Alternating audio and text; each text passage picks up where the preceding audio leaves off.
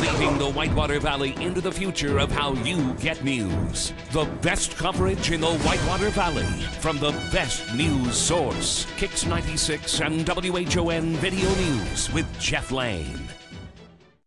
How many lives are saved thanks to our digital mammography, detecting breast cancer in its earliest and most treatable stages? More than you know. More Than You Know is closer than you think. Reed Hospital and Healthcare Services. Welcome to Kicks 96 and WHON Video News for Tuesday, May the 27th. I'm Jeff Lane. Several hundred people gathered for Memorial Day ceremonies all across the Whitewater Valley yesterday, including in Richmond, where over 100 were at a service at the Freedom Fountain. It was a ceremony that was dedicated to Jonathan Lawman of Richmond. The Army corporal was killed last December in Iraq. Other services took place in Connorsville, Brookville, and in Greenville. But Memorial Day took a sour turn in Newcastle, where the grave markers of several veterans were discovered stolen at South Mound Cemetery. Police right now are surmising that the bronze plaques were pried off of stones and then sold for scrap metal. Each marker would have gotten the thieves about $25.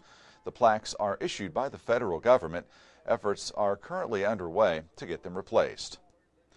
School boards at both Richmond and at Centerville meet tomorrow night. Richmond's school board will consider a policy that will tie student standardized test scores directly to the board's own compensation. Both ISTEP results and 2009 graduation rates would be determining factors. That meeting begins at 6:30 in the administration building. Also tomorrow night, the Centerville School Board will get an update from Superintendent Phil Stevenson about the realignment of the town's 2 elementary schools. Rose Hamilton would hold kindergarten through grade 2 students, while Centerville Elementary would get grades 3 through 6. That meeting begins at 7 o'clock.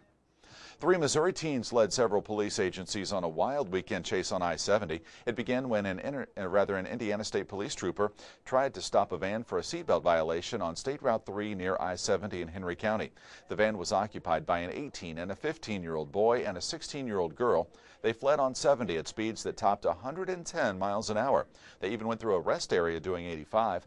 They were caught after bailing out and running through a farm field. One was an escapee from a Missouri juvenile detention center. The van had been stolen. And what has become an uptown Oxford eyesore will remain that way a little longer. The old Wendy's building at the corner of Main and High is covered mostly with a large blue tarp after fire damaged the building a couple years ago. Last week, Oxford's Board of Zoning Appeals unanimously denied a variance request for the property due to setback issues. After the denial, the development company's president said the property is not marketable if it's held to current restrictions, and that it will likely stay the way it is now for the next couple of years. Plans had called for a 3-story building with ground-level retail and upstairs apartments. This has been Kicks 96 and WHON Video News. I'm Jeff Lane. Have a great day.